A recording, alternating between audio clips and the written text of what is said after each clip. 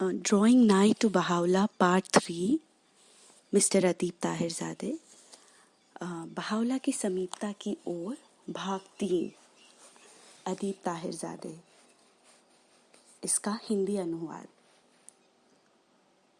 और यहाँ पर मिस्टर अदीब ताहिरज़ादे शुरुआत करते हैं एक बहुत ही मज़ेदार टिप्पणी के साथ। वो शुरुआत करते हैं और कहते हैं कि आप सभी ने बहुत अच्छा पोषण किया होगा, है ना? बल्कि ये कहना चाहिए कि आपने बहुत ही अच्छी तरह से यहाँ पर आप पोषित किए जा रहे हैं। ऐसा कहते हैं और फिर वो आगे कहते हैं कि हम अपने विषय को जारी रखते हैं और हम बात कर रहे थे लेखों को पढ़ने की, व बहाउला के लेखों को सुबह व शाम उनका पाठ करने की। और हमने कहा कि ये आध्यात्मिक भोजन है, लेकिन ये बहुत महत्वपूर्ण है कि हमें ये याद रहे कि जो हम पढ़ते हैं, जो हम पाठ करें, उसे हमें अपने हृदय में प्रवेश करने की अनुमति देनी चाहिए। और मिस्टर ताहिरज़ादे कहते हैं कि वो यहाँ पर हम ऐसा कर पाएँ, इसके लिए वो हमें कोई तरीका, कोई मेथड नहीं देने वाले हैं, क्योंकि गैरहाल प्रत्येक व्यक्ति अलग है अपने आप में। तो एक कोई मेथड सब पे काम नहीं करेगा, लेकिन यदि हम लेखों को पढ़ते हैं और यदि हम उन्हें अपने हृदय में नहीं उतरने देते हैं, जैसे कि मिस्टर ताहिरज़ादे ने पहले बताया था कि इन लेखों को पढ़ना, पवित्र लेखों को पढ़ना भोजन करने के समान है। और जिस प्रकार यदि हम अपने खाए हुए भोजन को पचाते नहीं हैं तो उसका कोई मूल्य ही नहीं रहता। अगर खाना खाया और वो पचा नहीं तो उसका कोई मूल्य ही नहीं है। और यदि हम चाहते हैं कि बहाउला के लेख हमारे हृदय में प्रवेश करें, तो सबसे पहले हमें ईश्वर के शब्दों के बारे में कुछ पता होना चाहिए, न कि हम इनको उन अन्य साधारण शब्दों के समान समझें जिन्हें हम रोज़ पढ़ते हैं। क्योंकि हम सब इतना हर दिन इतना पढ़ने की क्रिया में संलग्न रहते हैं। हम बहुत अच्छे पाठक हैं। हम एक किताब शुरू करते हैं और जल्दी उसे समाप्त कर देते हैं, या कुछ दिनों में वो किताब ख़त्म कर देते हैं। और मिस्टर ताहिरज़ादे कहते हैं उन्होंने ट्रेन में कुछ लोगों को सफ़र करते हुए देखा है। वो ट्रेन पर चढ़ते हैं, एक किताब खोलते हैं और सफ़र के अंत तक पढ़ते ही रहते हैं। और मिस्टर ताहिरज़ादे कहते हैं हम ऐसा ईश्वर के शब्दों के पाठ के साथ नहीं कर सकते। और यदि आप उस तरह से पाठ करेंगे तो आपको ये पता होना चाहिए कि जो आप पढ़ रहे हो वो किनके शब्द हैं जिन्हें हम पढ़ रहे हैं। ये किसकी पूंजी है, ये किनके शब्द हैं। और फिर अब यहाँ से हमारा विषय आरंभ होता है। और ये विषय अब हमारे लिए बहुत सारे प्रश्न खोलता है, जैसे कि ये शब्द किनके हैं जिन्हें हम पढ़ रहे हैं।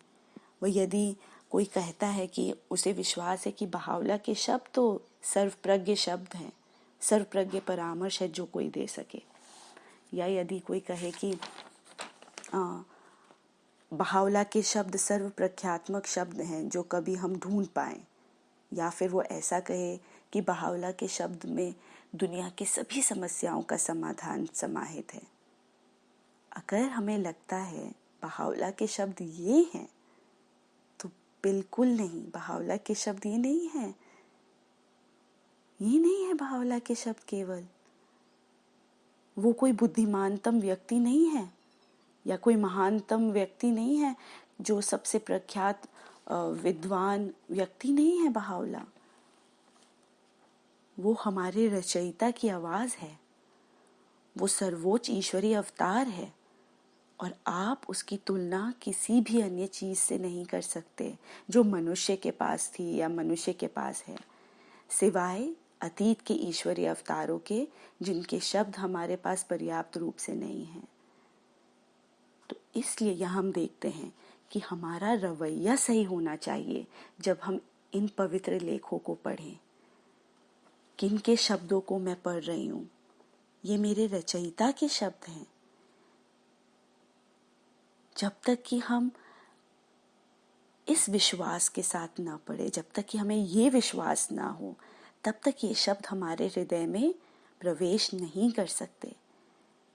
लेकिन यदि हमें ये विश्वास है कि ये मेरे रचयिता के शब्द हैं, तब जब हम पुस्तक को खोलेंगे या जब आप पुस्तक को स्पर्श करोगे या आप उसको उठाओगे, तो आपके लिए इसका कुछ और अर्थ होगा। इसने पहले से ही आपको प्रभावित किया होगा। तो जब आप फिर उस पुस्तक को खोलोगे तो आप उसे आनंद व उत्साह की भावना के साथ खोलोगे कि मैं अपने रचयिता के शब्दों को पढ़ने जा रहा हूं इसमें। और आप जानते हैं कि इस जीवन में हमारा रचयिता जो ईश्वर है, वो अपनी रचना से संवाद करता है। न केवल मनुष्य से संवाद करता है, बल्कि समस्त सृष्टि से, प्रत्येक रचित वस्तु से ईश्वर संवाद करता है। लेकिन ये संवाद वो अलग अलग तरह से करता है। उदाहरण के लिए मिस्टर ताहिरजादे बताते हैं कि जब वो कहते हैं ईश्वर, जब कहते हैं ईश्वर, तो इसे स्पष्ट करें। हमारे लिए वो स्पष्ट करते हैं कि आज सुबह भी जैसे कि हमने मिस्टर ताहिरजादे को सुना कि ईश्वर की जब हम बात करते हैं तो हम ईश्वर के सार की बात नहीं कर रहे। हम उस बारे में नहीं बात कर सकते कि ये ईश्वर का सार है।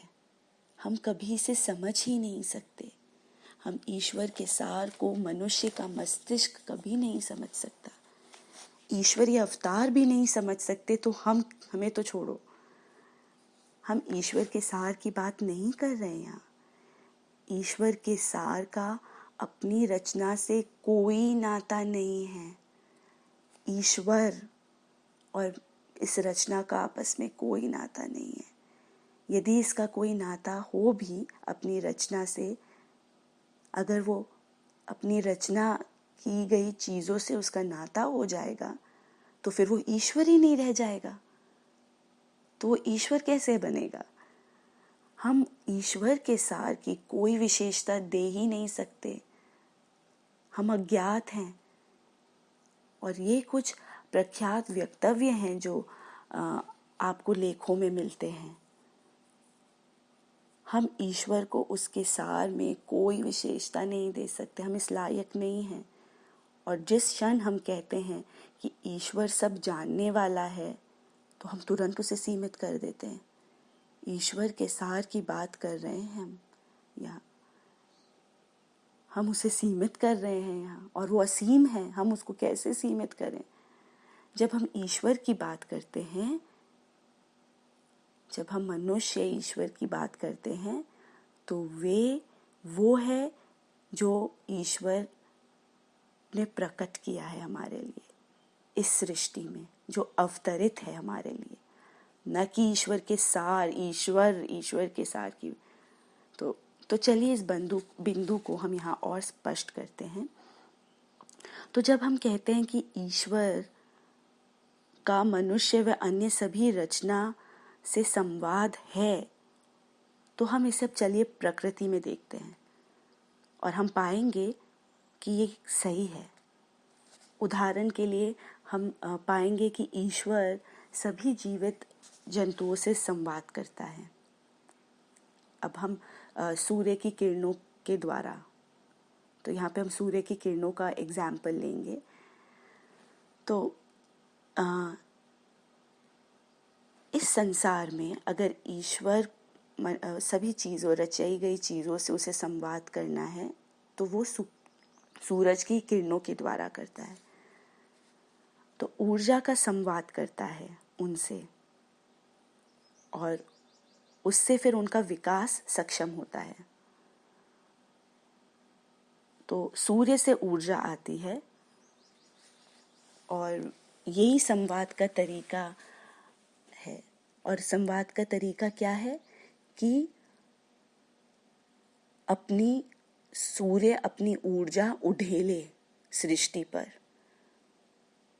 तो संवाद का तरीका अपनी ऊर्जा उंधेलना है, वह आप जानते हैं जब सूर्य से ऊर्जा उंडेली जाती है सभी रचित वस्तुओं पर, तो वो जो चीज़ें जीवित हैं वो उस ऊर्जा के लिए, उसे प्राप्त करने के लिए तड़पते हैं, अपने ही तरीकों से उसके लिए तड़पते हैं, उसकी चाह रखते हैं कि वो उस ऊर्जा को प्राप्त करे, जीवन प्राप्त करे और जीवित रहे। आप जानते हैं कि वृक्ष जो जीवित है वो अपनी टहनियों को, अपनी शाखाओं को सूर्य की ओर खींचता है। ये उसकी तड़प है कि वो उस ऊर्जा तक पहुंचे। ऐसी तड़प है कि वो ऐसा लगता है मानो वो पेड़ सचेत है और सचेतन से वो ये काम कर रहा है, अपने आप को खींच रहा है उस ऊर्जा की ओर।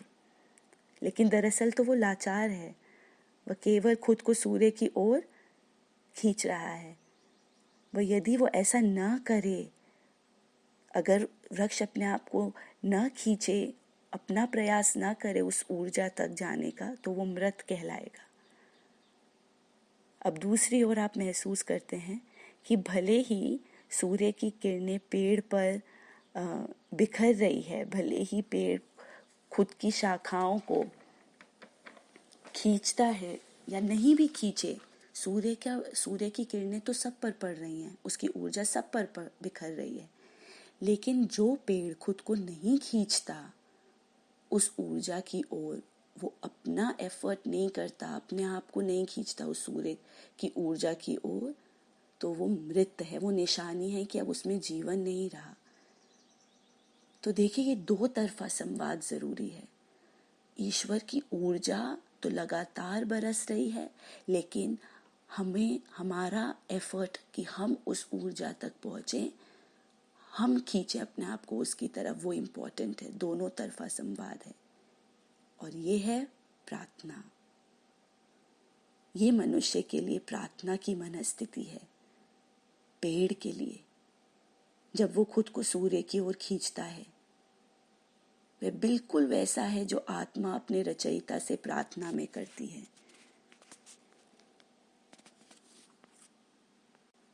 अब प्रार्थना कुछ ऐसी चीज नहीं है कि आप हमेशा ईश्वर से प्रार्थना में कुछ मांगते ही रहो।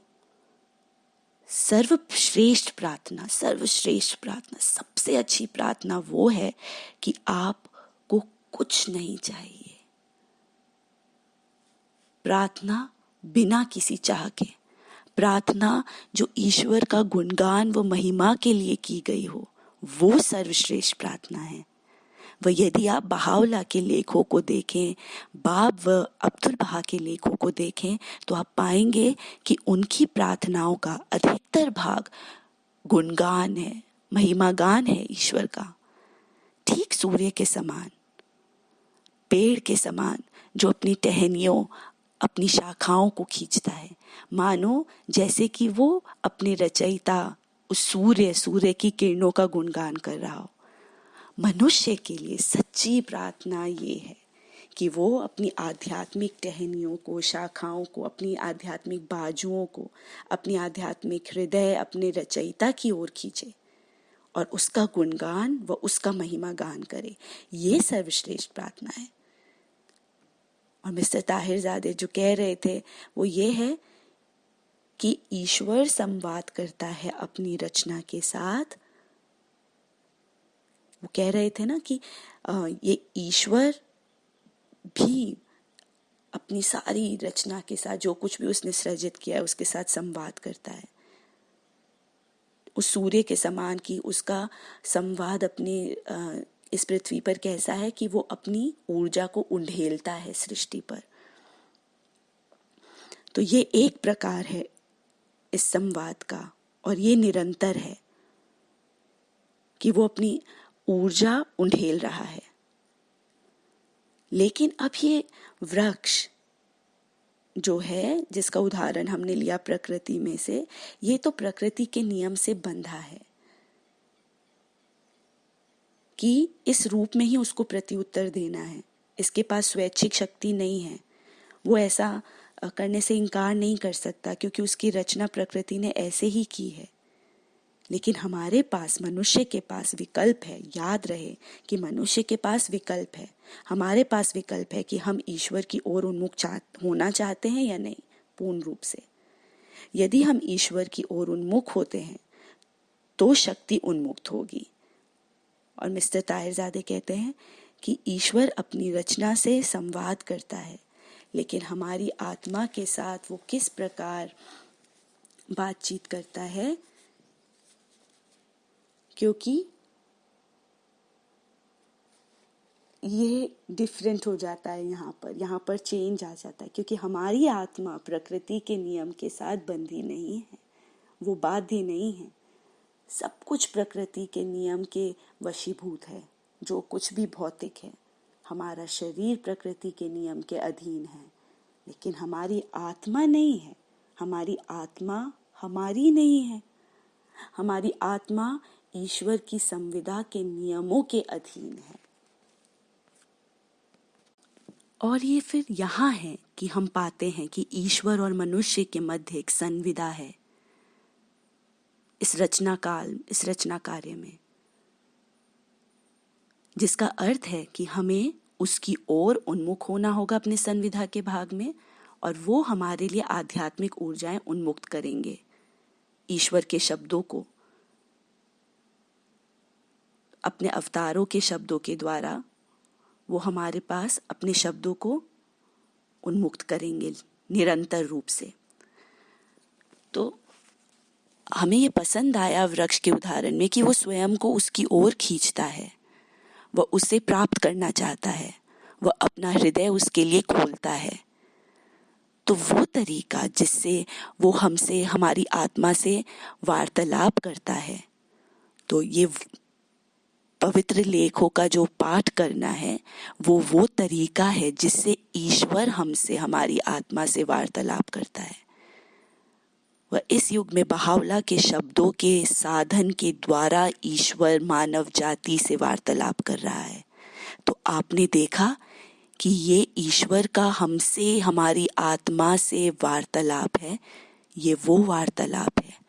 वह इसलिए जब हम इन पवित्र शब्दों को देखते हैं, वह जब आप पुस्तक खोलते हैं, यदि आप इस परिपेक्ष से करेंगे, जैसे फिर आपका रवैया दूसरा होगा जब आप पुस्तक को खोलेंगे और फिर आप देखेंगे और इन शब्दों को और कहेंगे, देखो ये मेरे रचयिता का मुझसे वार्तालाप है, वो मुझसे बात कर रहे हैं या मुझसे कुछ कह रहे हैं। ये है लेख, ये है पवित्र लेख, वो हमसे कुछ करने को कहते हैं। तब ये बहुत क्षमतावान प्रभाव बनता है।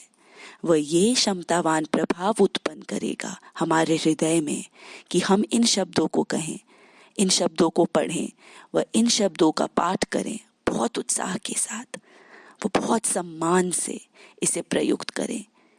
ये मेरे रचयिता के शब्द हैं, और फिर वो शब्द हमारे हृदय में प्रवेश कर पाएंगे। और ये भी महसूस करना है कि ईश्वर के शब्द मनुष्य के शब्द के विपरीत है। खैर, अब हम यहाँ से आरंभ करते हैं, और दुर्भाग्यवश यहाँ पर जो साउंड रिकॉर्डर है वो ख़राब हो गया, और क्योंकि इसका रिकॉर्डिंग करना होगा तो शायद वापस यहाँ पर मिस्टर ताहिरजादे कहते हैं वो चीज़ों को दोहराएंगे जिसके बारे में वो बात कर रहे थे। और मिस्टर ताहिरजादे कहते हैं कि उन्हें नहीं लगता कि दोहराना कोई बुरी बात है। क्या आपने कहानी सुनी है पुण्य को दोहराना? क्या सुना है आपने इस कहानी को? अच्छा, तो आप सब जानते हैं इस कहानी को, बहुत अच्छा। दोहराना बुरा नहीं है, क्योंकि हम अक्सर भूल जाते हैं चीज़ों को। मिस्टर ताहिरजादे इस दोपहर में कह रहे थे कि हमें ईश्वर के शब्दों को अपने हृदय में प्रवेश करने देना चाहिए। वह यदि ये शब्द हमारे हृदय में प्रवेश नहीं करेंगे तो ये उस भोजन के ही समान होगा जो खाया तो है लेकिन वो पचा नहीं है। लेकिन शब्दों का प्रवेश हो सके इसके लिए सचमुच हमारे पास ये ज्ञान होना चाहिए, आस्था होनी चाहिए कि ये किनके शब्द हैं जिन्हें हम पढ़ रहे हैं। ये बहुत आवश्यक है कि हमें पता हो कि हम किनके शब्दों को पढ़ रहे हैं। ये बहुत विवेकी है विवेकपूर्ण है, अत्यंत ये ऐसा नहीं है कि कोई विवेकशील आदमी ने शब्द दिए हैं या किसी अत्यंत प्रख्यात सीखे हुए व्यक्तित्व के द्वारा मिले हैं हमें और हम उसे पढ़ रहे हैं, बल्कि ये हमारे रचयिता उस ईश्वर बहुत बहुत दूर, बहुत बहुत परे है वो हमारी पहुंच से, ये उसके शब्द हैं। किसी भी मानव की समझ के ये शब्द नहीं हैं, ये ईश्वर के शब्द हैं। और मिस्टर ताहिरजादे ने बताया कि ईश्वर अपनी रचना से वार्तालाप करता रहता है। ये वार्तालाप सभी सृजित वस्तुओं के लिए है, आपको याद रहे। मिस्टर ताहिरजादे सूर्य की कहानी बता रहे थे कि सूरज अपनी समस्त ऊर्जा को सभी पर उंडेलता है, वनस्पति पर, जानवर पर, सभी सृजित वस्तुओं पर। इस तरह वह वार्तालाप करता है। वह इस रूप में सभी जीवन प्रदत्त ऊर्जाओं को सृष्टि पर भेजता है, लेकिन पेड़ को अपनी टहनियों को, अपनी शाखाओं को खींचना होता है सूर्य की तरफ। यदि वो ऐसा नहीं करे तो वो मृत है। भले वो करे या ना करे, सूर्य अपनी ऊर्जा बिखेरता रहता है, ये उसका भाग है जो वो हमेशा करता है। लेकिन वृक्ष का भाग है कि वो स्वयं को आगे बढ़ाए, अन्यथा वो मृत है। हमारी आत्मा को ईश्वर की तड़प होनी चाहिए कि वो ईश्वर की महिमा का गुणगान करे। ये है सर्वोत्तम प्रार्थना का प्रकार। जितना हम बहावला के करीब होंगे उतना अधिक हम ईश्वर का गुणगान व महिमागान करना चाहेंगे। लेकिन ये शब्द का एक पहलू है, पवित्र शब्दों का ये एक पहलू है जिसे मिस्टर ताहिरजादे ने बताया, हमें याद रहना चाहिए। तो जब हम फिर पुस्तक को खोलते हैं तो हमें याद रहना चाहिए कि ये साधारण शब्द नहीं है, बाकी शब्दों के जैसे नहीं है, ये मेरे रचयिता के शब्द हैं। और फिर उत्साह है, आनंद है कि आप शब्दों को खोल रहे हैं, कि वो हमसे बात कर रहे हैं, वार्तालाप कर रहे हैं। इस रूप में हमें इसके बारे में विचार करना चाहिए। ये हमारी मदद करेगा, ये हमारी मदद करेगा। वह जो हम पढ़ रहे हैं उसकी हमें दृष्टि मिल सके और वो हमारे अंदर प्रवेश करे, वो हमें प्रभावित करे, इसमें हमारी मदद करेगा ये कॉन्सेप्ट। अब मिस्टर ताहिरजादे कहते हैं कि वो ईश्वर के शब्दों के बारे में बात कर रहे थे और फिर जो साउंड मशीन था वो खराब होने से वापस उन्होंने दोहराया ताकि रिकॉर्ड करना हो तो हो सके। तो अब आगे, तो शब्द जो ईश्वरीय अवतार द्वारा प्रकटित हैं वो सीख व ज्ञान का परिणाम नहीं है, किसी भी सीख और ज्ञान के वशीभूत नहीं है। यदि आप बहुत सीख प्राप्त हैं, लर्नेड हैं और कोई पुस्तक लिखना चाहते हैं उदाहरण के लिए, तो उसके लिए आपको सबसे पहले तो बहुत शिक्षित होना होगा, बहुत शिक्षा की ज़रूरत है। आपको काफ़ी रिसर्च करना पड़ता है, आपको यहाँ वहाँ जाना पड़ेगा, छानबीन करनी पड़ती है और फिर काफ़ी अध्ययन के बाद आप कुछ लिखना चाहते हो और फिर स्थितियाँ ठीक होनी चाहिए जब आप लिख रहे हो। आप किसी भी समय बैठ के नहीं लिख सकते हो, आपको एक शांत प्रेमपूर्ण वातावरण चाहिए, सुंदर वातावरण चाहिए। बस जब सारा वातावरण सुंदर हो ताकि आप कुछ लिख सके, और फिर जब आप लिखते हो तब आप पाते हो जो सब आपने लिखा है उसमें तो बहुत गलतियाँ हैं, बेकार है। फिर उस सब को फाड़ देते हो, फाड़ के फेंकते हैं और फिर लिखते हैं और फिर बार बार ऐसा करते रहते हैं, शायद साल भर। फिर साल भर बाद हम कुछ लिखते हैं और फिर जब वो तैयार हो जाता है कोई एक व्यक्ति आता है और कहता है अरे मैं तो ज़्यादा बेहतर लिख सकता था। और मैं सोचता हूँ ये तो ठीक नहीं है, इससे बेहतर तो मैं लिख दूँ। तो ये है मनुष्य जब वो लिखता है, लेकिन ईश्वरीय अवतार के शब्द उन पर प्रकट होते हैं, उन पे प्रकट किए जाते हैं। वो ऐसे ही नहीं है जो उन्होंने सीखे हों या उन पर आए हों, या आप जानते हैं ये उन पे प्रकटित है। तो आप क्या जानते हैं रेडियो रिसीवर क्या चीज़ है, किस प्रकार रेडियो रिसीवर कार्य करता है?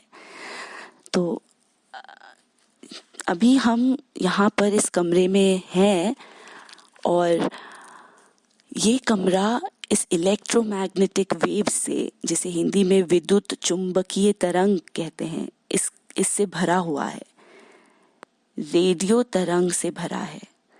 लेकिन हम इनके प्रति संवेदनशील नहीं हैं। हमें रियलाइज नहीं होता कि हम इसके भीतर बैठे हैं। हम इसे महसूस नहीं करते, हम इसे ग्रहण नहीं करते, हम तक नहीं आवी नहीं हैं। लेकिन यहाँ पर एक रिसीविंग सेट पड़ा है इस कमरे में। हम सब भी हैं, बहुत सारी चीज़ें हैं, लेकिन इसका कोई असर नज़र नहीं आ रहा है इन तरंगों का। लेकिन इसी कमरे में एक रिसीविंग सेट पड़ा हुआ है। ये मदद करता है इन रेडियो वेव्स को, ये रेडियो तरंगों को ग्रहण करता है और फिर सब कुछ उड़ेल देता है जो इसने प्राप्त किया है। केवल ये सक्षम है वो करने के लिए। ये सब कुछ बताता है फिर आपको। तो ये बिल्कुल वैसा है जो ईश्वरीय अवतारों पर जैसे प्रकटीकरण आता है। और मिस्टर ताहिरजादे कह रहे थे कि ईश्वरीय अवतारों की आत्मा, क्योंकि आज सुबह हम आत्मा के बारे में बात कर रहे थे, तो यहाँ हम ईश्वरीय अवतारों की आत्मा के बारे में थोड़ा सा बातचीत करते हैं। ईश्वरीय अवतारों की आत्मा हमसे अलग है। उनकी आत्मा का कोई आरंभ बिंदु नहीं है। हमारी आत्मा का आरंभ बिंदु है, और वो कब होता है? गर्भधान के दौरान, जब वो पहला सेल बनता है तब आत्मा बनती। लेकिन ईश्वरीय अवतारों की आत्मा ऐसे समय पर रची गई जिसका कोई आरंभ नहीं है। अतः इसलिए जब ये इस दुनिया में आती है, इसके पास सारा ज्ञान है, इसमें सारी शक्तियां हैं, पर ये अव्यक्त हैं, गुप्त हैं। ये सक्रिय होती हैं तब जब हम बहाई ये सब कहते हैं। जैसे कि हम कहते हैं कि बहावला को अपना मिशन तब मिला जब वो सियाचाल की कैद में थे, तो इसका अर्थ है कि ये तब सक्रिय हुई। शक्ति तो थी पहले से, जैसे इस कमरे में रेडियो वेव्स तो हैं, लेकिन वो जब रिसीविंग सेट ऑन होता है तब वो उंडेलते हैं। अब्दुल बहा अपनी एक पाती में कहते हैं कि ईश्वरीय अवतार हैं तभी से जब से उनका जन्म होता है। वह उनका वर्णन प्रकाश से करते हैं जो बुशल के नीचे छिपी हुई है। एक आवरण लगा दीजिए आप प्रकाश पर, प्रकाश अंदर है। अब आवरण हटता है जब ईश्वर से उसे संकेत मिलता है, तो वो प्रकाश लगातार अवतारों में है, लेकिन जब ईश्वर से संकेत मिलता है, उसका जब आवरण हटता है, तब उसे घोषणा करनी है, तब वो उन शब्दों को प्रकट करता है। पर फिर भी वह तुरंत इसकी घोषणा नहीं करता, उसमें थोड़ा समय लगता है। एक अन्य पाती में अब्दुल बहा कहते हैं कि ईश्वरीय अवतार उनकी घोषणा करने के समय से पहले का समय वैसा है जैसे कोई मनुष्य सो रहा हो। तो वह मनुष्य जो सो रहा है उसमें सारी शक्तियां हैं, लेकिन वो अव्यक्त है और वो गुप्त है। अब मिस्टर ताहिरजादे हमसे कह रहे हैं कि हमें जाकर कुछ उत्तरित प्रश्न नामक पुस्तक, सम आंसर्ड क्वेश्चंस नामक पुस्तक को पढ़ना चाहिए इसे स्पष्ट करने के लिए। क्योंकि कुछ अनुयायी कहते हैं कि उदाहरण के लिए कि बहावला ने ईरान के सम्राट के नाम पाती में उन्होंने कहा है कि ओ सम्राट, मैं भी एक मनुष्य था। ये उनके शब्दों का संक्षिप्तीकरण है बहावला के शब्दों का, लेकिन बहुत नज़दीकी से, कि मैं और मनुष्य के समान अपने बिस्तर पर सोया हुआ था। जब सर्व करुणामय की बयार मेरे पर आई, वह मुझे उस सब का ज्ञान दिया जो हो चुका है। और फिर बहावला कहते हैं, ये मेरी ओर से नहीं है, ये ईश्वर सर्वशक्तिमान की ओर से है। और इस तरह से वो कहते हैं। और कुछ लोग सोचते हैं कि इसका अर्थ है कि बहावला को कुछ नहीं आता था तब तक कि उन पर आदेश हुआ और अब जाकर फिर उन्होंने बताया। लेकिन आप कुछ उत्तरित प्रश्न में पढ़िएगा, मिस्टर ताहिरजादे कहते हैं। अब्दुल बहा इस विशेष गद्यांश के अर्थ को वहाँ पर इस पुस्तक में बताते हैं। कुछ उत्तरित प्रश्न में वो कहते हैं कि इसका ये अर्थ नहीं है कि बहावला को अपना स्थान नहीं पता था या ये शक्तियाँ उनमें निहित नहीं थी।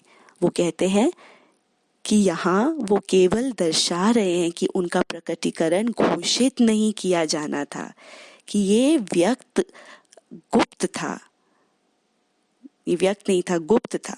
वह ये आज्ञा नहीं थी कि वो सक्रिय हो, और जब ईश्वर का आदेश हुआ तब वो सक्रिय हुई।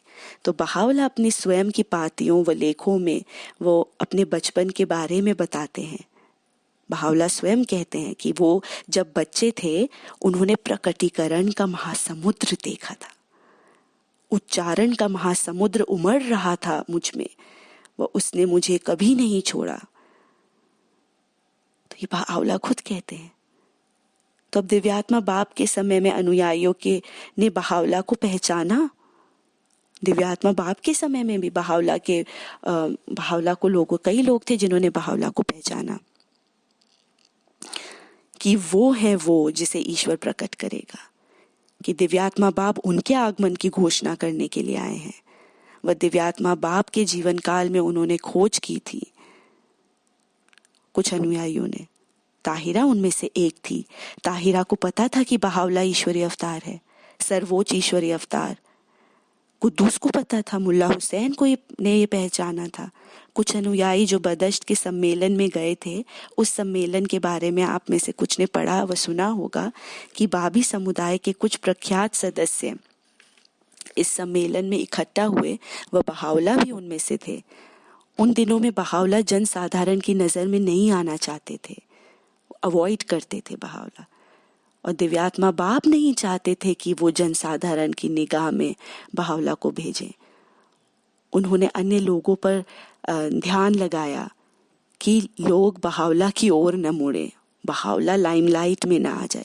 ये उनकी सुरक्षा के लिए था, बहावला की सुरक्षा के लिए था, वह परीक्षा के लिए था कि मनुष्य को स्वयं के लिए सच्चाई की खोज करनी चाहिए। यदि दिव्यात्मा बाप ने ऐसा कहा होता कि ठीक है तो ये है बहावला, आपको इनकी ओर उन्मुख होना है, तो ये न्यायोचित नहीं होता। लोगों को उन्हें ढूंढना था। तो एक निश्चित और सुचिंतित योजना थी ये उनकी कि बहावला को जनसाधारण पब्लिक की नज़र में नहीं लाया जाए। लेकिन फिर भी बदश्त के सम्मेलन में जब वो थे, लोग हैरान थे, आश्चर्यचकित थे कि कैसे कुद्दूस और ताहिरा व और भी कुछ लोग जो हैं वो विशेषकर ताहिरा जो है वो बहावला के स्थान से अवगत थी। और ये बाकी अनुयायी हैरान थे उस तरीके को देखकर, जिस तरीके से वो बहावला को श्रद्धा अर्पित करती थी। ऐसी श्रद्धा जो उन्होंने कभी बाप को भी नहीं दिखाई थी। आप देखिए, वो ये आश्चर्यचकित थे इस पर। अब आप देखिए, बाप के अनुयायी जिनके पास आध्यात्मिक नेत्र थे, वे जानते थे कि बहावला कौन है। अब निश्चय ही बहावला खुद भी ये जानते थे, इसमें कोई संदेह नहीं है। अब मैं आपको ये साबित करने के लिए एक उदाहरण दूंगा। मिस्टर ताहिरजादे कहते हैं, यदि आप जानना चाहते हैं तो, क्योंकि एक सज्जन वहाँ पूछ भी रहे थे इसके बारे में। तो जब बाप अज़रबाईजान की पहाड़ियों पर थे, कैद में थे, उनका एक अनुयायी उन्हें देखने के लिए गया वहाँ पर। उसका नाम था शेख हसन जुनूजी। आप उनके बारे में नबील नरेटिव्स में भी पढ़ सकते हैं। तो जब वो बाप को देखने के लिए गए तो बाप ने उनसे कहा, तुम बहुत सौभाग्यशाली हो क्योंकि तुम उसका चेहरा देखोगे, वह जिसे ईश्वर प्रकट करेगा। करबला शहर में जो इराक में है। खैर, एक अत्यंत उत्साहवर्धक होगा उस युवा के लिए। वह निश्चय ही ये व्यक्ति करबला का रहने वाला था। वो वापस वहीं पर चला गया अपने नगर में और वहाँ रहने लगा इस इंतज़ार में।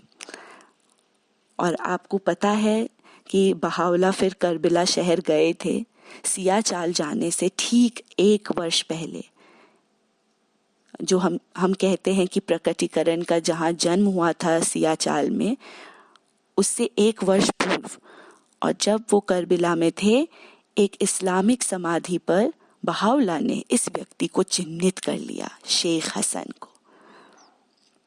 और बहावला शेख हसन के पास गए। आप ये कहानी डॉन ब्रेकर्स में पढ़ सकते हैं। तो बहावला शेख हसन के पास जाते हैं। वह कहते हैं, गुणगान हो ईश्वर का। मिस्टर ताहिरजादे यहाँ बावला के शब्दों का संक्षिप्तीकरण कर रहे हैं कि तुमने प्राप्त किया है, वह देखा है उसके चेहरे को जिसे ईश्वर प्रकट करेगा, वह प्रतिज्ञापित हुसैन जैसे उन्होंने रखा। तो ये व्यक्ति इतना चौंक गया इस प्रकटीकरण को देखकर, अचानक उसे याद आया वो वादा।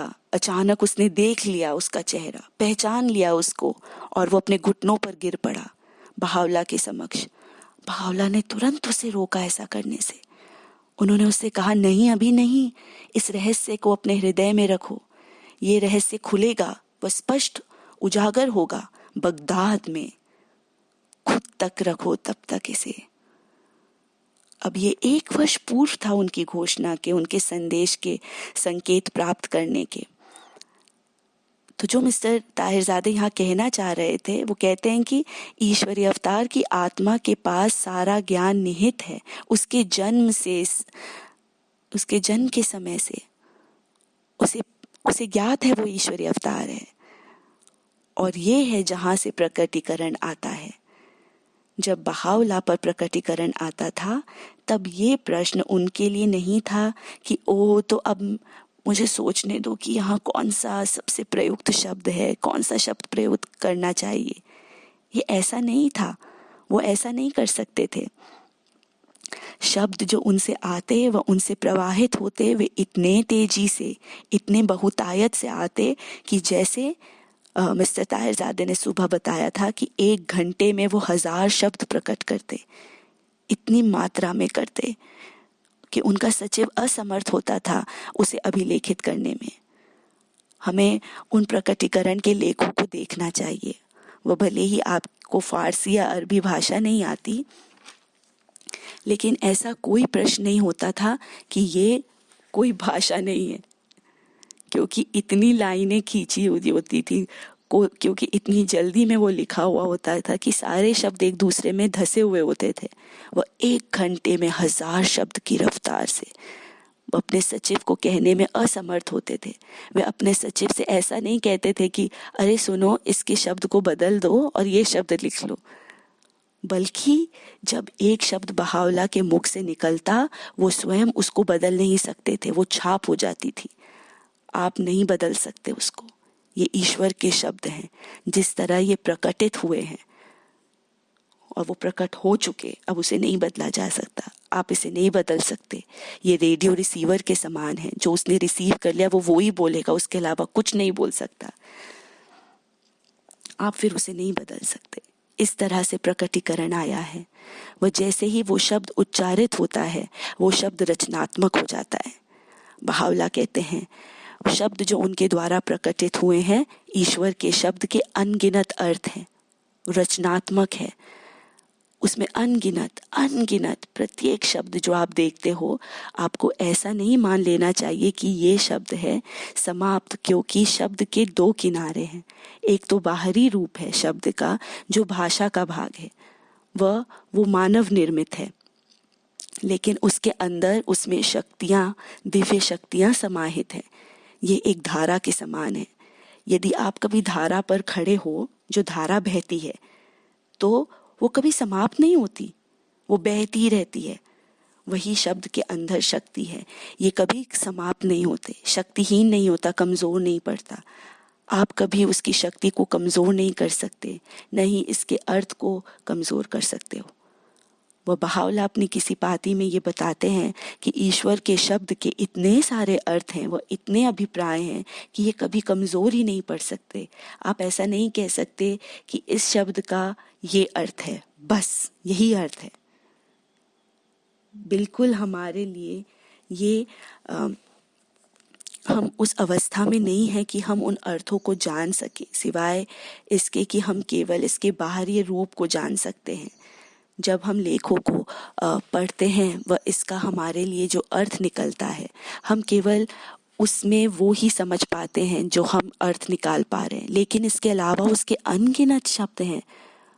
लेकिन बावला कहते हैं प्रत्येक शब्द में अर्थ हैं जो हमारे बोध के परे हैं, और मिस्टर ताहिरजादे हमें इसका उदाहरण देते हैं। वो समझाते हैं कि हमें कैसे ईश्वर के एक शब्द में इतने अर्थ और अभिप्राय हो सकते हैं। तो एक बार बहाउल्लाह कुछ शब्दों के अर्थ देना चाह रहे थे, और जब किसी ने उनसे ये प्रश्न किया था, उन्होंने प्रयास किया कि उन्हें वो उत्तर दे उस शब्द के अर्थ को बताने के लिए।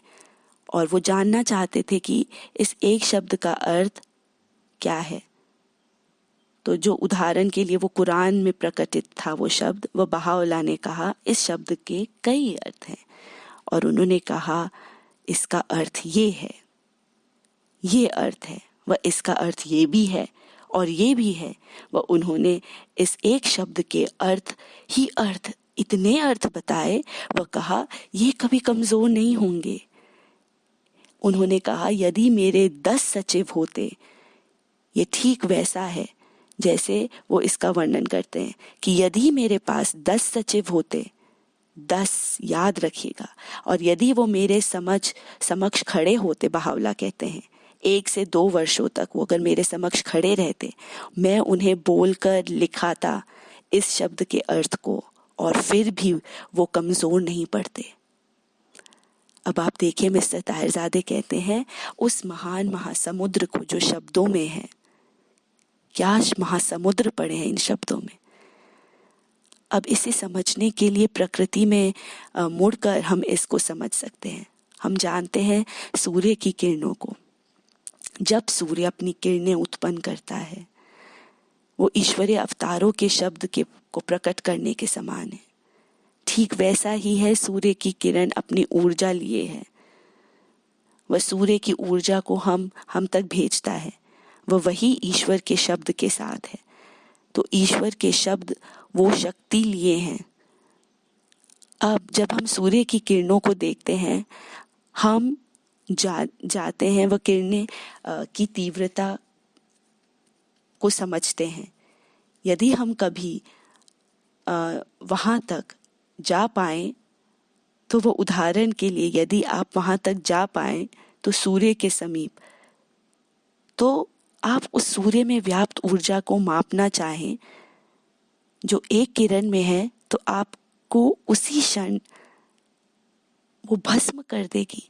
आप सूर्य के निकट नहीं जा सकते। आप अगर सूर्य के निकट जाकर उसकी किरण को मापना चाहते तो आप भस्म हो जाओगे। वो इतना शक्तिशाली है, आपका उपभोग कर लेगी। अब आप नीचे अंतरिक्ष में आ जाओ तो आप बिल्कुल नजदीक जाओगे अगर सूर्य के, तो आप भस्म हो। लेकिन अगर आप अंतरिक्ष में आ जाओ, थोड़ा सा नीचे उतर जाओ और वहां से आप सूर्य की किरण को अध्ययन करो, तो आप पाओगे कि सूर्य की ऊर्जा इतनी ऊंची है। हालांकि इतनी नहीं जितने की वो पहले थी जब आप सूर्य के बिल्कुल निकट थे, लेकिन फिर भी ये इतनी अधिक होगी कि ये हमें समाप्त कर सकती है यदि हमारे पास सुरक्षा वस्त्र न हो। तो वह जब हम ऊर्जा को मापेंगे तो पाएंगे कि ये तो विशाल है। अब आप थोड़ा और नीचे आ जाओ, वायुमंडल पर आ जाओ। वो वायुमंडल के अंदर आकर आप उसी किरण को फिर से अध्ययन करो, जिसकी गर्मी आपको बर्दाश्त नहीं हुई थी ऊपर वहाँ पर। लेकिन यहाँ यह अपनी किरण की गर्मी, रोशनी को हल्की सी मात्रा में अवतरित करता है। हल्की सी रोशनी अवतरित करता है ताकि हम उसे सह सकें। लेकिन ये वही किरण है जो सूरज से नीचे आती है, बिल्कुल नजदीक भस्म कर देगी। लेकिन जैसे ही ये यहाँ पड़ती है, जब ये वायुमंडल पर पड़ती है, ये हमें अपनी न्यूनतम ऊर्जा देती है, ये बर्दाश्त होती है।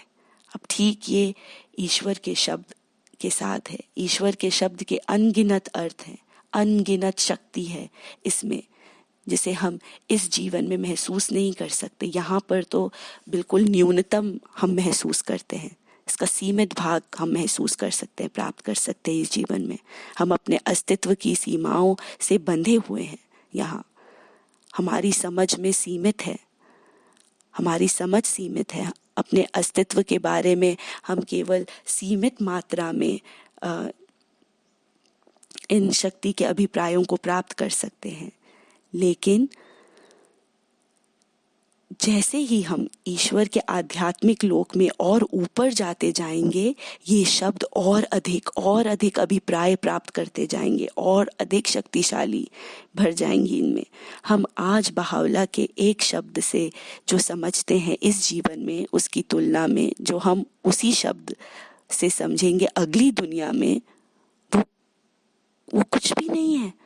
जो हम इस दुनिया में इस शब्द को समझ रहे हैं, अगली दुनिया में इसकी शक्ति कितनी बड़ी होगी। यहाँ पर ये तुच्छ है बिल्कुल उसको जो हमने यहाँ सीखा है। हमारी सीख यहाँ पे बिल्कुल निम्न है उन शब्दों की। उदाहरण के लिए यदि आप सोचें कि ईश्वर के गुणों को ऐसे ही हैं, आप प्रेम के विषय में सोचो। प्रेम ईश्वर का एक गुण है, विशेषता है। इस जीवन में हम प्रेम को कुछ तरीकों से समझते हैं और इसे कुछ तरीकों में महसूस भी करते हैं, लेकिन ईश्वर के आध्यात्मिक लोक में इसी गुण की विशेषता की तीव्रता इतनी अधिक होगी कि हमारी जो समझ यहाँ है इसकी वो कुछ भी नहीं है उसकी तुलना में जो हम अगली दुनिया में पाएंगे। और फिर ईश्वर के अनगिनत लोक हैं, अनंत हैं, और हर लोक में और शक्तिशाली होगा। ये ऐसा नहीं है कि आप अगली दुनिया में जाओ वो सब रुक जाएगा। ये निरंतर विकास है। मनुष्य की आत्मा के लगातार विकास करेगी जब तक कि ईश्वर का अस्तित्व है। मनुष्य उसकी ओर विकास करेगा, लेकिन उस तक नहीं पहुंचेगा, ईश्वर तक नहीं पहुंचेगा। तो आपने देखा कि सृष्टि का चित्र बहुत सुंदर है। ये निरंतर विकासशील है, अनंत है। आज सुबह हम बात कर रहे थे कि आत्माएं श्रेणीबद्ध की जाएंगी अलग अलग श्रेणियों में, लेकिन इनमें से प्रत्येक अपने साम्राज्य में प्रगति करेगी। वो उसका पद प्रगति करेगा, हर समय विकास करेगा। कोई पूछ रहा था मिस्टर ताहिरजादे से कि क्या कोई आत्मा जो कोई अभी किसी पद पर है, जैसे कि आज सुबह भी हम बात कर रहे थे कि बहावला कहते हैं कि अगले जीवन में आत्माएं अलग दलों में विभाजित हैं, अलग श्रेणीबद्ध हैं। ये अलग श्रेणियों में हैं, स्तरों पर है। वह वे जो उच्च स्तर पर हैं वो उन्हें समझेंगे जो उनसे नीचे स्तर पर हैं। वे जो नीचे स्तर पर हैं वो नहीं समझेंगे जो उनसे ऊंचे स्तर पर हैं। और ये व्यक्ति नहीं पाता वो महिला या पुरुष जानना चाह रहे थे कि क्या एक आत्मा एक स्तर से विकास करके दूसरे स्तर पर पहुंच सकती है, या ये केवल अपने स्तर पर ही रहेगी और विकास करती रहेगी। यहाँ फिर हम नहीं जानते इन चीज़ों को डिटेल्स में, वह हम इनमें से किसी के लिए भी निश्चित नहीं हो सकते। जो भी हमें पता है वो ये है कि हर कोई हर आत्मा अपने स्तर पर विकास करती है, अपने स्तर पर निरंतर विकास करती है। लेकिन आप जीवन को देखो, आप प्रकृति में आपको उत्तर मिल सकता है। मिस्टर ताहिरजादे कहते हैं कि प्रकृति से हमें कई मानक मिलते हैं। जीवन में मान लीजिए आप बहुत धनवान व्यक्ति हो, एक व्यक्ति है जो बहुत बहुत अमीर है, अरबपति खरबपति है, या जो भी आप उसे कहते हो, और फिर वो सुनता है कि उसका कोई एक रिश्तेदार है जो बहुत गरीब है, बेसहारा है। वो क्या करेगा? मुझे नहीं पता, लेकिन मिस्टर ताहिरजादे कहते हैं कि शायद वो कहे, देखो तुम मेरे रिश्तेदार हो, तुम मेरे कज़न हो, मेरे भाई हो, मेरे पास तो खूब धन है, मेरे पास आ जाओ। आपने देखा, अब वो उसको अपनी स्थिति से बाहर खींच रहा है, वो उसे ऊपर खींच रहा है। तो वो अपने स्तर पे विकास कर रहा था, वो अपने स्तर पर विकास कर रहा था। लेकिन जो हमसे ऊंचे हैं वो हमारी स्थिति जानते हैं, वो हमें अपनी तरफ खींचते हैं कि इससे बेहतर यहाँ है, यहाँ आ जाओ। और ये संभव है कि अगली दुनिया में वो पवित्र आत्माएं हैं, उनका ऐसा प्रभाव होगा अन्य लोगों पर, वो लोगों को उच्च स्तर की ओर खींचेंगी। बहावला ने हमें वादा किया है कि वे जिन्होंने विश्वास किया है, प्रभु धर्म में आस्था दिखाई है, उनके माता पिता व कुछ रिश्तेदार जिन्होंने प्रभु धर्म को यदि चोट ना पहुंचाई हो, बस यही एक शर्त है, जिसने प्रभु धर्म को हानि नहीं की हो, नुकसान नहीं पहुंचाया हो, जो प्रभु धर्म के विरुद्ध न हो, इस जीवन में वो क्षमा के महासागर में डुबाए जाएंगे, निमग्न किए जाएंगे। अन्य शब्दों में वो फिर ऊपर खींच लिए जाएंगे सीधे सीधे तौर पर। वो बिल्कुल उच्च स्थान के अनुयायियों के समान निमग्न कर लिए जाएंगे। जो उनके लिए नियत किया गया है वो उन्हें मिलेगा। वह ये संबंध, ये संपर्क इतना मजबूत है कि अपनी एक पाती में वो बात करते हैं कि तुर्की में जो ईरानी राजदूत थे, जो उनके सबसे महान शत्रुओं में से एक थे, मिर्ज़ा हुसैन खान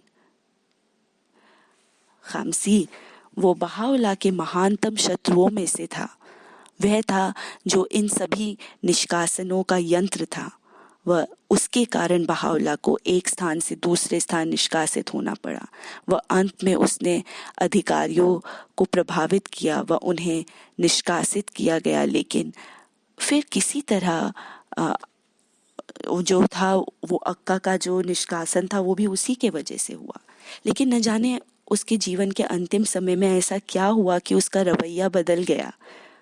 और बहाउल्लाह अपनी एक पाती में कहते हैं कि शायद ईश्वर उसे क्षमा कर दे, क्योंकि उसका एक रिश्तेदार अनुयायी है।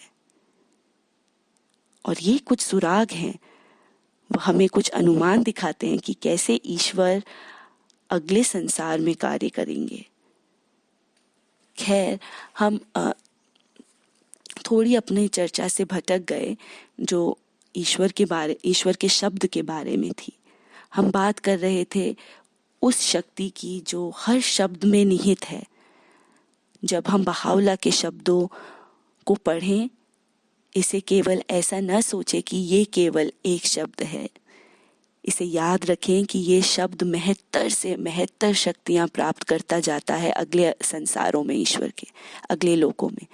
ऐसा प्रतीत होता है, हमें नहीं पता, पर अगली दुनिया में ईश्वर के शब्द ताकतवर बल बन जाते हैं,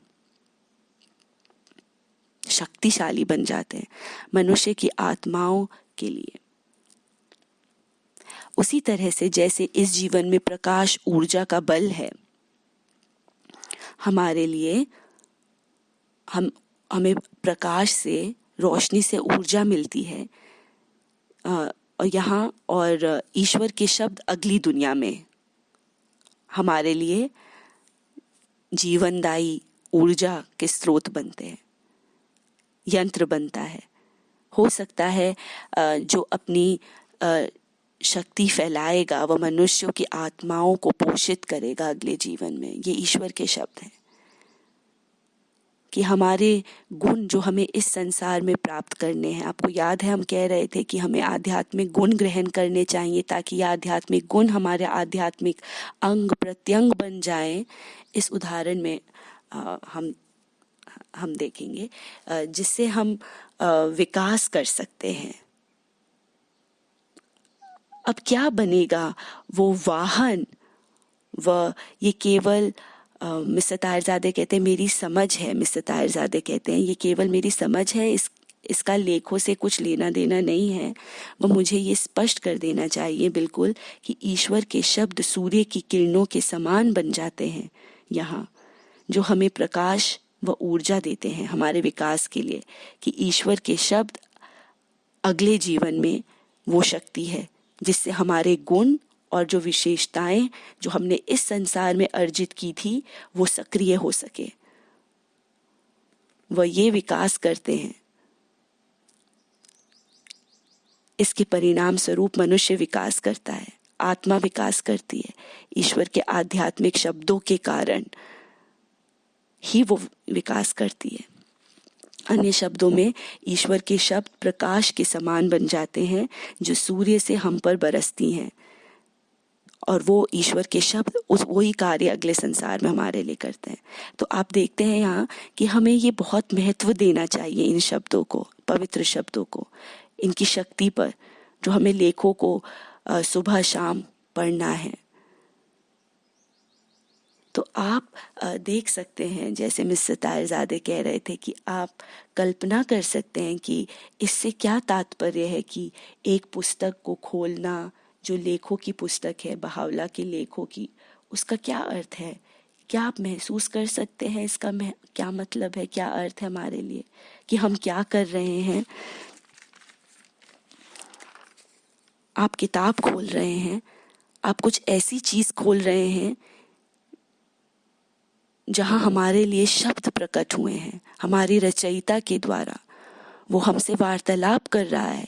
वो प्रत्येक शब्द जो है वो अपार शक्ति से भरा है,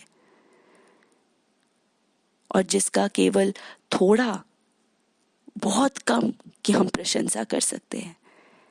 अब जब आप इस रूप में शब्द का अध्ययन करते हैं तो वो हमारे हृदयों में फिर प्रवेश करता है। और फिर मिस्टर ताहिरजादे कहते हैं कि वो कुछ और यहाँ बताना चाहते हैं हमको, जो बहुत महत्वपूर्ण है, और वो ये है कि हमें वास्तव में सचेत होना होगा इस प्रकटीकरण की महानता की ओर। बहाउल्लाह के प्रकटीकरण के प्रति हमें जागृत होना होगा। मिस्टर ताहिरजादे कहते हैं कि मुझे याद नहीं, शायद ये कल था या कहीं और, कि मैंने ये कहानी बताई थी। वो बहुत ही सुंदर फारसी की कहानी है, बारिश की एक बूंद की कहानी। मिस्टर ताहिरजादे कहते हैं उन्हें याद नहीं कि ये कल रात था या ये कब था, वो भूल जाते हैं, लेकिन गहरहाल बारिश की एक बूंद इस फारसी कविता में वर्णित है कि बारिश की एक बूंद गिरी बादलों से, और उसने देखा खुद को, और वो घमंड हुआ उसको अपने आप से, क्योंकि ये जीवन जल है और जीवन जल सबसे कीमती तत्व है।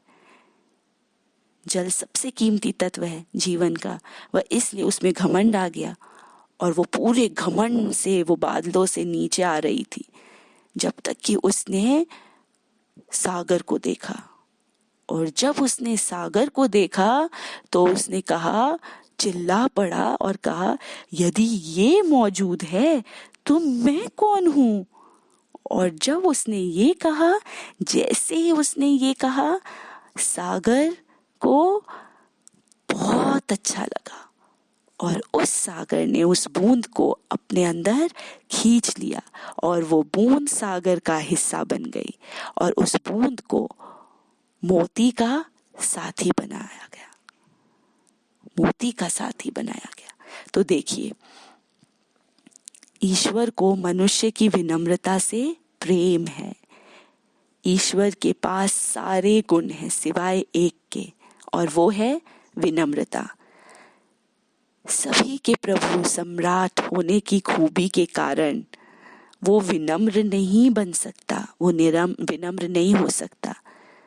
दासत्व उसका गुण नहीं है, और यदि मनुष्य में दासत्व का गुण हो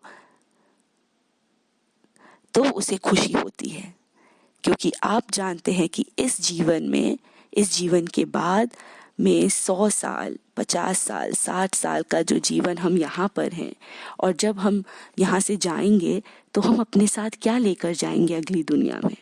हमारी सेवाओं का, हमारे कार्यों का, हमारे गुणों का फल, क्या योग्यताएं हैं हमने जो प्रदर्शित की हैं यहाँ। ये है जो मेरे पास है, ये है जो मैं यहाँ लाया हूँ। अब इनमें से कोई भी चीज़ ईश्वर को इतनी पसंद नहीं है शायद, क्योंकि ये सब तो उसके पास पहले से है। यदि आप कहो कि आपके पास बहुत ज्ञान है तो वो कहेगा ये तो कुछ नहीं है, ये तो एक बूंद है इस सागर के सामने। अब जो कोई भी गुण है आपके पास, उसके पास वो गुण और भी अधिक मौजूद है।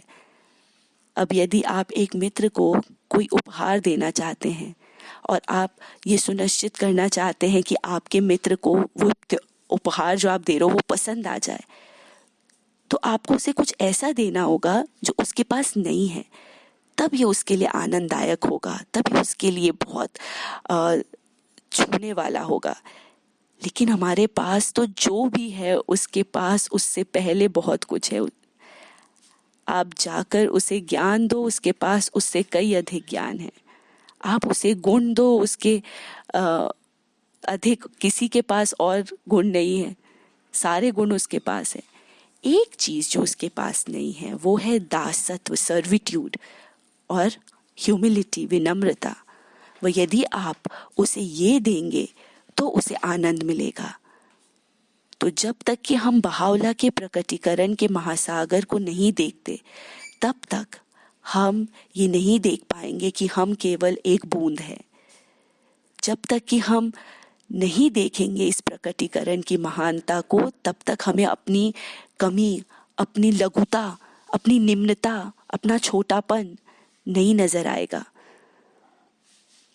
हम विनम्र नहीं बन पाएंगे।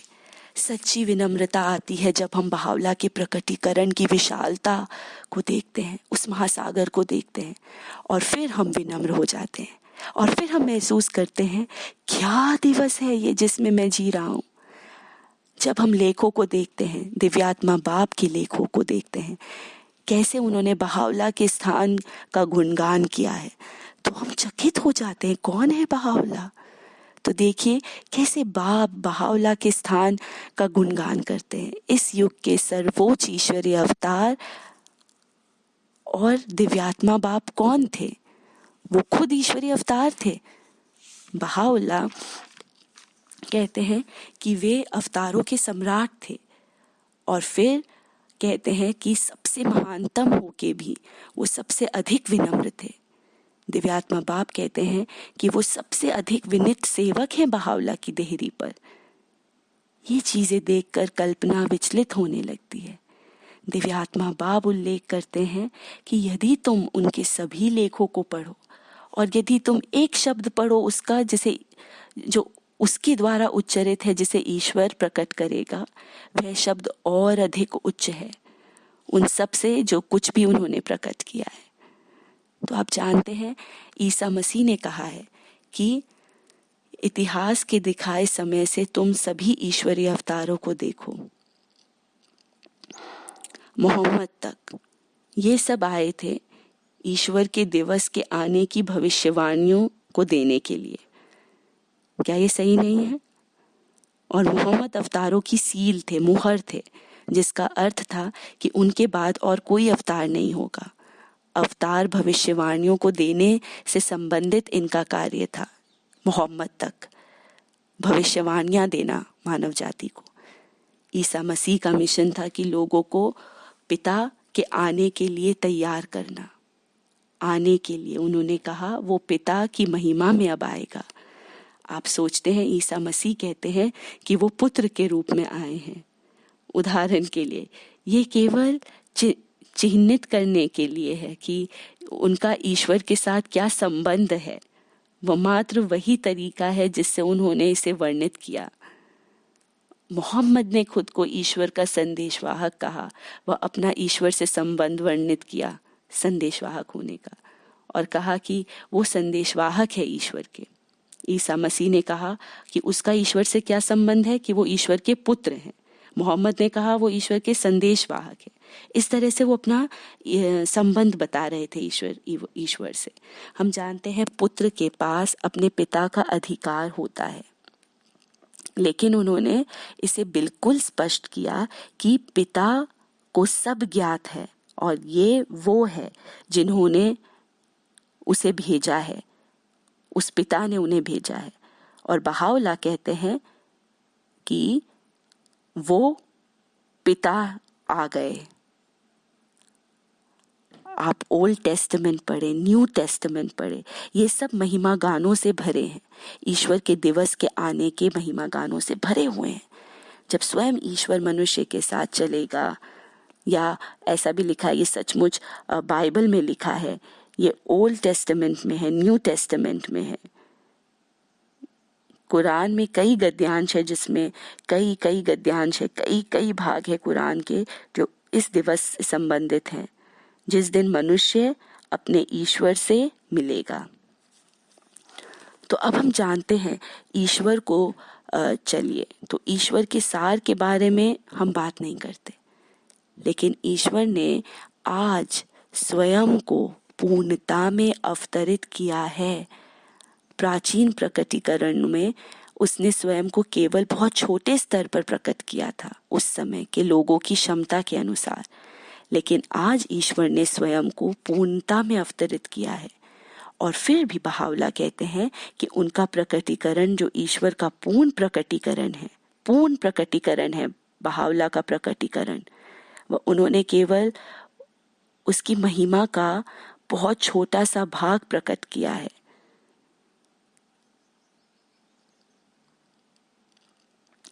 लेकिन ये बहावला का प्रकटीकरण ईश्वर का पूर्ण प्रकटीकरण है, ये याद रहे हमें। तभी वो कहते हैं कि ये ईश्वर का दिवस है। हमें इसकी तुलना बाकी के पुराने प्रकटीकरणों से नहीं करनी चाहिए। वह इस कारण था कि शोगी अफेंदी ने लिखा अपनी अमिट पुस्तक डिस्पेंसेशन ऑफ बहावला का युग धर्म में, जिसे इच्छा पत्र वसीयतनामा माना गया है उनका। आप उसे पढ़ें और वहाँ जहाँ की आपको ऐसे विचलित कर देने वाले वक्तव्य मिलेंगे, बहावला के स्थान से संबंधित, इस दिन के स्थान से संबंधित, इस दिन की महत्ता से संबंधित, हमें उन्हें पढ़ना चाहिए व उस पर मनन करना चाहिए। जब बहावला कहते हैं कि अवतार व उन दिनों के चुने हुए उनकी लालसा थी कि वो इस दिवस में एक क्षण के लिए आ जाएं, उन सभी अवतारों की ये लालसा थी उनकी एक पाती में। और फिर शोगी अफेंदी ने इसका अनुवाद किया है अंग्रेजी में, आप इसे एडवेंट ऑफ डिवाइन जस्टिस में भी पढ़ सकते हैं, इसके आखिर के कुछ पन्नों में पढ़ सकते हैं। तो चलिए देखिए, इसे आखिरी पन्नों में जो इटैलिक्स में छपा है, और शोगी अफेंदी ने बहावला के लेखों से कई गद्यांश चयनित किए हैं कि हम बहावला के स्थान की उच्चता से प्रभावित हो सके और उनके प्रकटीकरण की महानता से प्रभावित हो सके। उनमें से एक गद्यांश जो उन्होंने अनुवादित किया, ये केवल एक गद्यांश है उन हजारों गद्यांशों में से जो उन्होंने अनुवादित किए थे, जो आप बहावला के युग धर्म की पुस्तक में देखते हैं। वो केवल उदाहरण है जो बहावला ने कहा है। अपनी कई पातियों में वे उनमें से एक को चुनते हैं और ये हमारे लिए इसे वहाँ रखते हैं। वह आप इन सभी गद्यांशों को पढ़ते हैं जिसमें शोगी अफेंदी ने बताया कि एक के बाद एक करके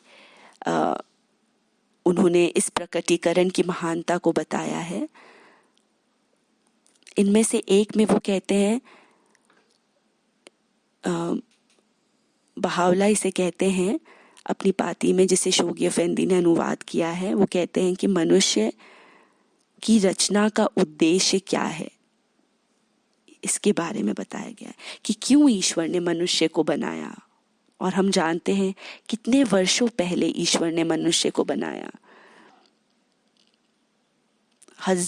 दसों हजारों लाखों साल पहले, 10,000 लाखों साल पहले। ये 1,000 साल पहले नहीं था, लाखों वर्ष पूर्व उसने हमें बनाया। वह धीरे धीरे हम विकसित हुए और विकसित हुए, इस बिंदु तक आते आते हम इतने विकसित हुए। तो उसने हमें क्यों बनाया? क्या आप जानते हैं क्यों बनाया?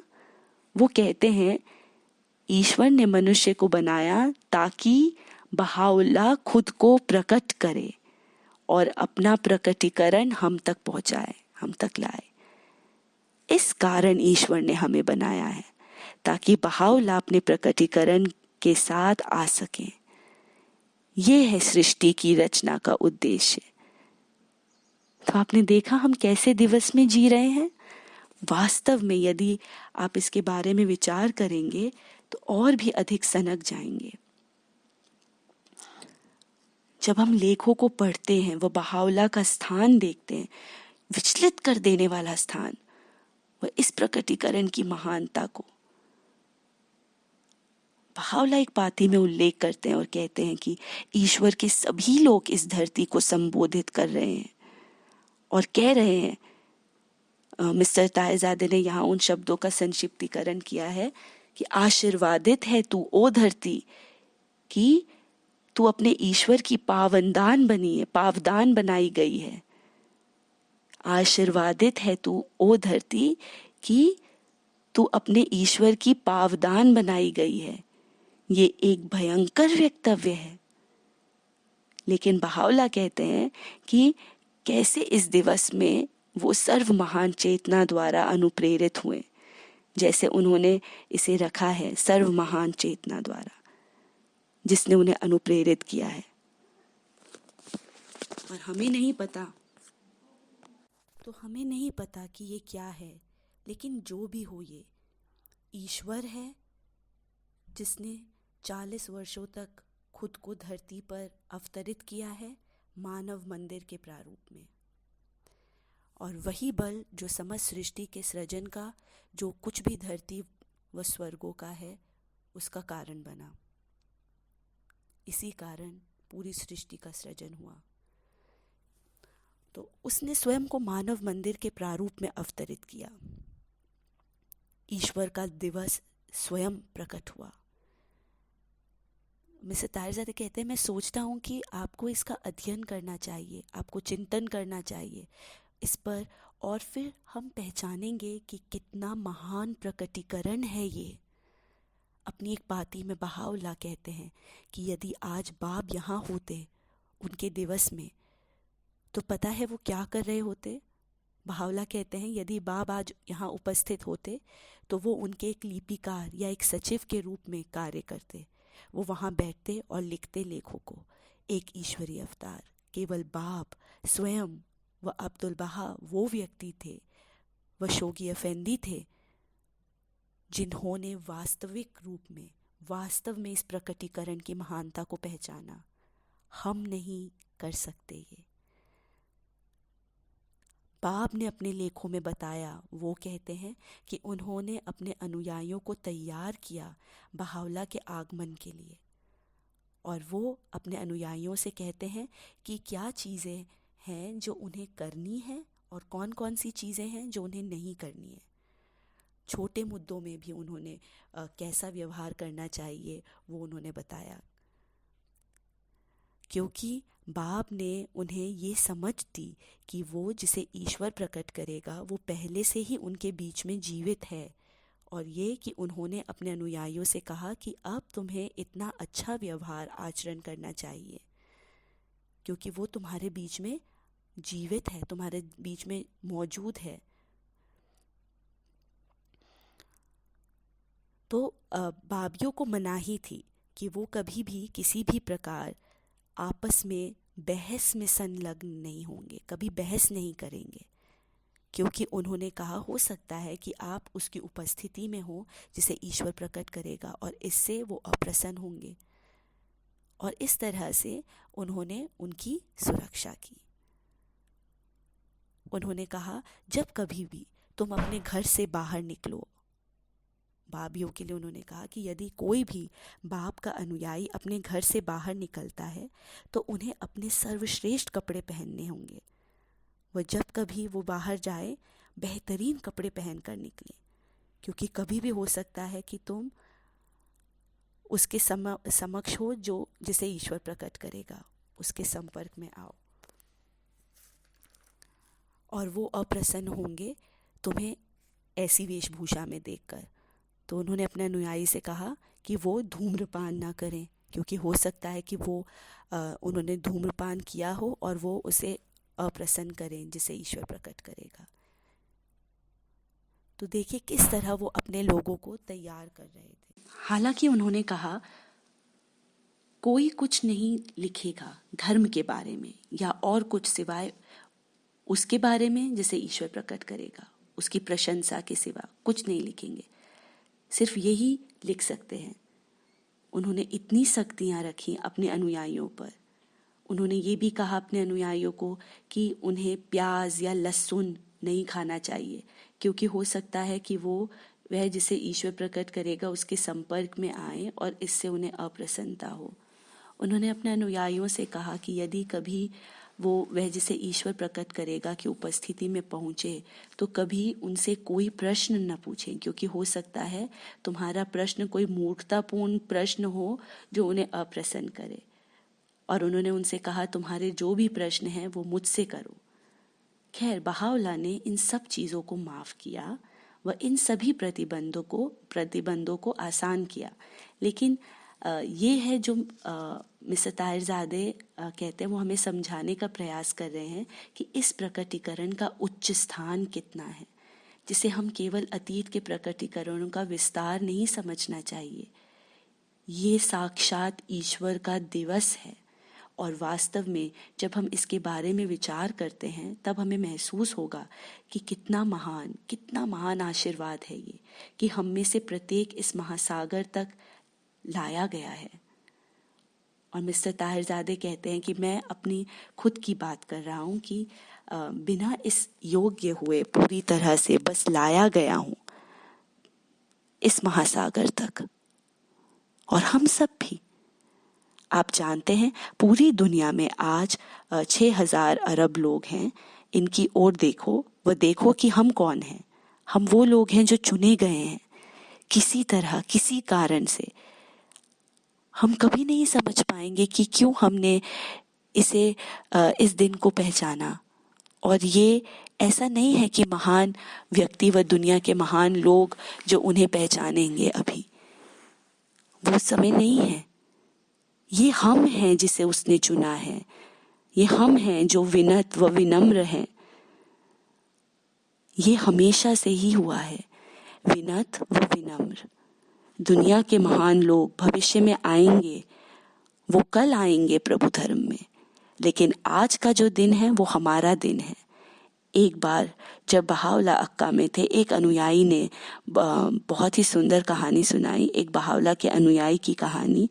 उनका एक शिष्य, तो वो कहते हैं कि एक दिन, हालांकि ये प्रथागत थी कि अनुयायियों के लिए कि जब बहावला कैद से छूटते या इससे पहले कि वो दूसरे नगरों में कैद किए जाते, तो भले वो एड्रियानोपोल में था या बगदाद में था या अक्का में था, कभी भी अनुयायी बहावला को आमंत्रित करते थे। वह कभी कभी वो बहावला स्वीकार कर लेते थे, वह जाकर उनसे मिलते थे। वह ये अनुयायी खाना बनाते या साधारण चाय बनाते, वह अक्का के बैरकों में भी, अक्का की कैद में भी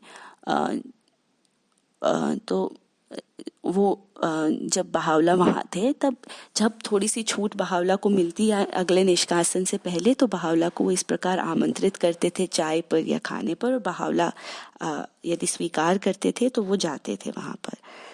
तो इनमें से एक अनुयायी कहते हैं कि जब वो अक्का में बाजी में थे, तब बहावला ने उनका निमंत्रण स्वीकार किया और छोटे से कमरे में उनको आमंत्रित किया जहाँ पर बहावला गए। वह एक दिन वो आए, और फिर बाद में जब बहावला वहाँ गए और बैठे, और उनके लौट जाने के बाद भी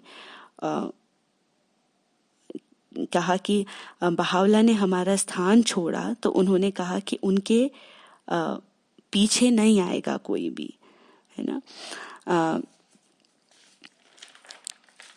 और वहीं रहो जहाँ वो हैं। और वो अनुयायी और बाकी के अनुयायी जो उनके साथ थे, वे गए। और उसने कहा, जब उसने बहावला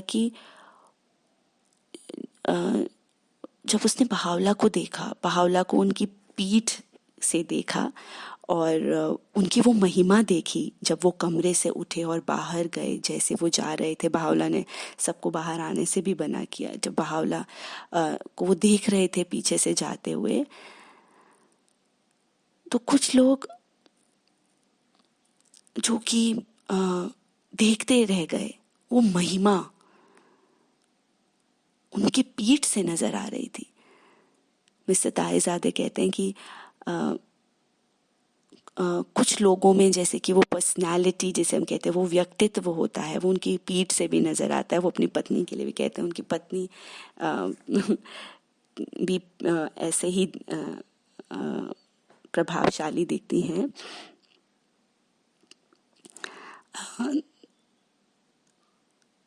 मिस्टर ताहिरजादे कहते हैं कि उनकी पत्नी का भी एक बहुत फेवरेट तस्वीर है अब्दुल बहा का, जिसमें आप यदि उनको उनकी पीठ से देखोगे तो वो बाकी किसी भी चीज़ से ज़्यादा उनकी पत्नी को वो तस्वीर पसंद है। तो यहाँ पर मित्रों, मैंने थोड़ा सा जो बताया कि बहावला जब उनके कमरे से बाहर गए तो बहावला की पीठ से जो उनका व्यक्तित्व प्रदर्शित हो रहा था। और उसके बाद जो मैंने कहा वो ये है कि मिस्टर ताहिरजादे की जो पत्नी है उनकी एक फेवरेट पिक्चर है अब्दुल बहा की, जहाँ पर वो अब्दुल बहा की पीठ की से उनका जो व्यक्तित्व है वो बहुत उभर कर आता है। तो इस व्यक्ति ने कहा कि उसने बहावला की महिमा को देखा और स्वयं को कहता है कि हे काश विश्व के ये सारे सम्राट शासक यहाँ होते और इस महिमा को देख पाते। और अगले दिन जब वो बहावला की उपस्थिति में जाता है, वो जैसे ही बहावला को देखता है, बहावला के समक्ष पहुंचता है और बहावला उसे देखते हैं और बैठने का आदेश देते हैं। और फिर उसकी ओर बहावला मुड़ते हैं और कहते हैं कि यदि सम्राट व शासक आज यहाँ पर आ जाएं तो तुम्हें यहाँ कौन आने देगा, और तुम्हारे लिए कोई जगह न रह जाएगी और ना ही तुम्हें कोई आने देगा यहाँ। तो इसलिए ये तुम्हारा दिन है, ये दिन है विनत व विनम्र का।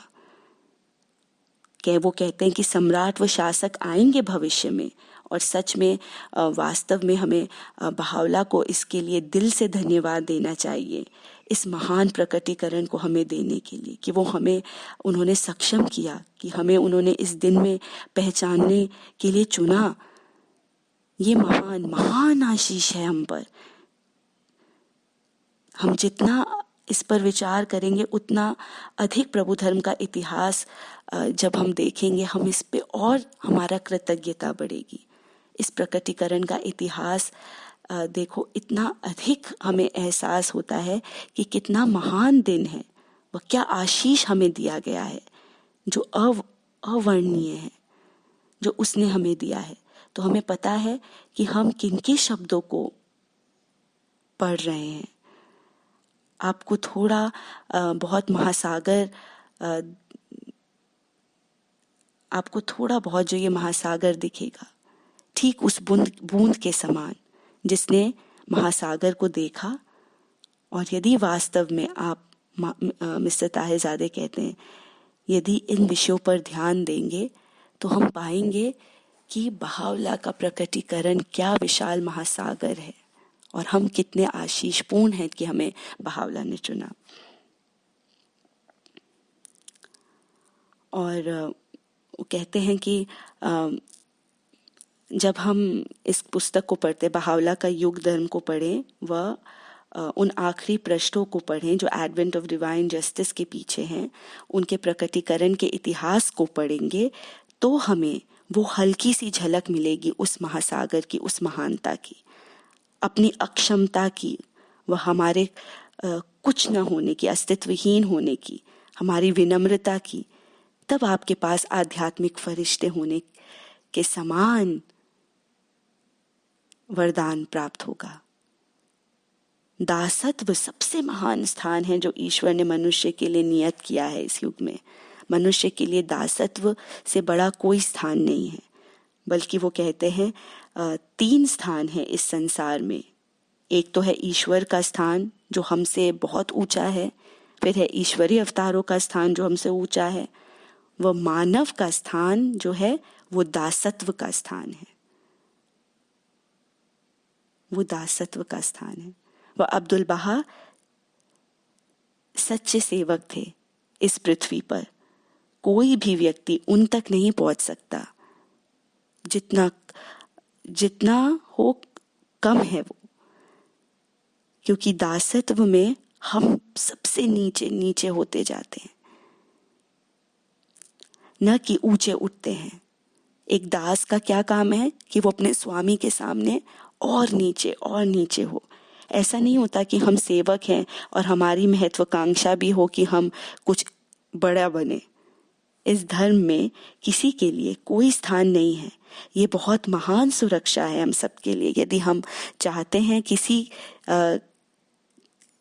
स्थान के बारे में, यदि हम जानना चाहते हैं कि सबसे बड़ा स्थान क्या है इस युग धर्म में प्राप्त करना, वो है हम दासत्व का स्थान प्राप्त करें।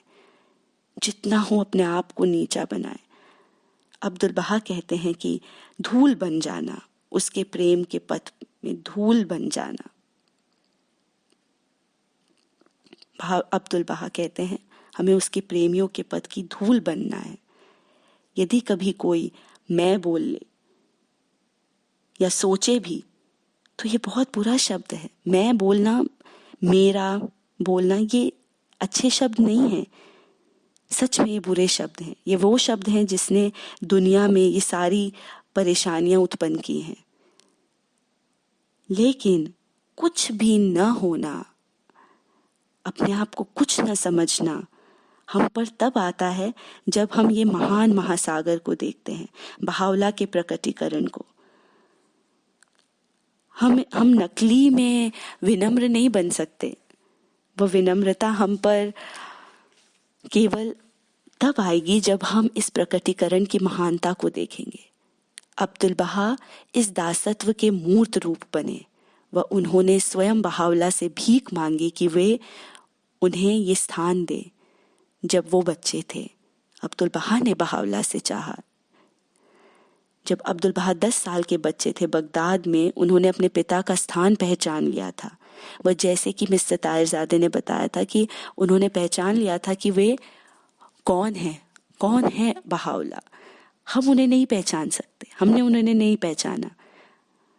हम उन्हें केवल एक सीमित स्तर तक पहचान सकते हैं। अब्दुल बहा की पहचान व दिव्यात्मा बाप की पहचान बहावला के स्थान के बारे में इतनी पूर्ण थी, हमसे बहुत परे। हम जानते हैं कि अक्सर लोग सोचते हैं कि क्योंकि अब्दुल बहा बहावला के पुत्र हैं। खैर, आप जानते हैं कि पुत्र व पिता के बीच कैसा संबंध होता है। एक बहुत गहरा संबंध। वह कोई परिपाटी नहीं होती। जब आप घर होते हैं, जब आप अकेले होते हैं, आप बहुत अपने आप को आरामदायक महसूस करते हैं, बिल्कुल फ्री, आज़ाद, वह बिल्कुल विमुक्त महसूस करते हैं। वह कोई प्रतिबंध नहीं। आप परिवार के सदस्य हैं। वह ये आपके पिता हैं, ये पुत्र हैं। और कौन जानता है आजकल के बेटे अपने पिता के साथ कैसा बर्ताव करते हैं। बिल्कुल उल्टा, बिल्कुल विपरीत। खैर, इनका बहुत बहुत गहरा संबंध था, बिल्कुल विशिष्ट। वह कुछ लोग सोच सकते हैं कि अब्दुल बहा का अपने पिता के साथ वही संबंध होगा, लेकिन नहीं, बहुत ऊंचा था उनका संबंध। हालांकि ये प्रेम था दोनों के बीच स्वाभाविक रूप से, लेकिन अब्दुल बहा ने इतना अधिक बहावला का स्थान पहचाना था कि वो स्वामियों के स्वामी हैं, ईश्वर के सर्वोच्च ईश्वरीय अवतार। अब्दुल बहा स्वयं को उनके सबसे विनम्र सेवक मानते थे। खाली समय में जब घर के बाकी सब घर के बाहर होते तो कभी ये छूट का इस्तेमाल नहीं करते थे कि वो भी जाके आराम करें या कोई कुछ और करें।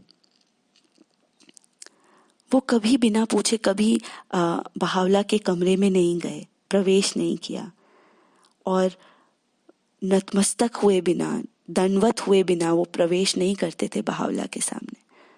उन्होंने पहचान लिया था कि बहावला कौन है। ये उनके सांसारिक पिता नहीं थे, ये ईश्वर मनुष्य पर प्रकट हुआ है। ईश्वर मनुष्य पर प्रकट हुआ है। उन अब्दुल बहा ने पहचान लिया था जो हमने नहीं पहचाना। वह इसलिए उन्हें पता था कि विनम्रता क्या है, क्या मायने थे इसके। आपने कई ऐसी कहानियां सुनी होंगी अब्दुल बहा के रवैये से संबंधित कि जब वो अपने पिता के घर पर जाते, उदाहरण के लिए बहजी में जब वो जाया करते थे, अब्दुल बहा अक्का से जब बहजी जाया करते थे, आपने कहानी भी सुनी होगी कि वो गधे के खच्चर पर जाते अक्का से, और जब वो बहजी के नज़दीक होते, बहुत दूर से ही जब उन्हें बहजी दिखने लगता, करीब 1 मील पहले से ही वो अपने गधे से उतरते, नतमस्तक होते, क्योंकि ये पूर्व की एक प्रथा थी, वह आदर का एक संकेत था अपने स्वामी के प्रति। वो उस पे सवार नहीं होते, उस पे से उतरते और नतमस्तक होते। तो यदि आप किसी के सेवक हैं तो आप कभी सीधे अपने स्वामी के पास नहीं जाओगे, सवार होके नहीं खड़े होगे, आप हमेशा पैदल चल कर जाओगे। अब्दुल बहा अपने गधे से उतरते और सम्मान देने के लिए, जैसे ही वो 1 मील की दूरी पर होते बहजी के मकान से, वो अपने स्वामी से मिलने जाने के लिए। और फिर बहावला का क्या प्रेम था अब्दुल बहा के प्रति, ऐसे में उनका क्या प्रेम और श्रद्धा थी। वो इस दुनिया के बाहर थी, हम उसका वर्णन नहीं कर सकते। जब कभी बहावला को पता चलता कि अब्दुल बहा बहजी आ रहे हैं, तो उदाहरण के लिए वो सभी जो परिवार में होते, वो जो कोई भी उनके आसपास भी होते, उन सबको कहते कि सतर्क रहो कि अब मास्टर कभी भी यहाँ पर आ सकते हैं, और दूर से और देखो, और सारे पुरुषों को भेजते कि प्रत्येक व्यक्ति को भेजते कि वो जाए 1 मील यहाँ से आगे बढ़े और अब्दुल बहा का स्वागत करके उनको लेकर आए।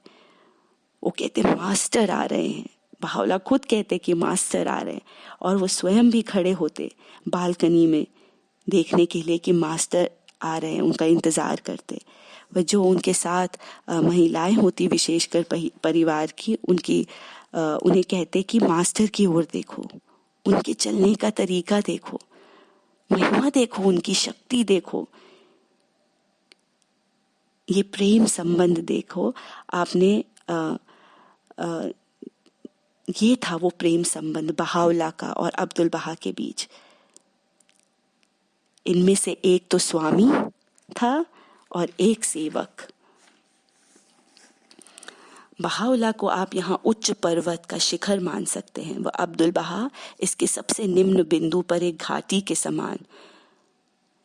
उस निम्नतम घाटी तक कोई नहीं पहुंच सकता जितना कि अब्दुल बहा पहुंच सकते थे, और कोई उस घाटी को नहीं बना पाया। अब्दुल बहा बने वो। और फिर जब पहाड़ के ऊपर से पानी गिरता है, ये कहाँ जाकर इकट्ठा होता है? सबसे निम्नतम की जो घाटी होती वहीं पर जाके इकट्ठा हो जाता है। इस तरह थे अब्दुल बहा।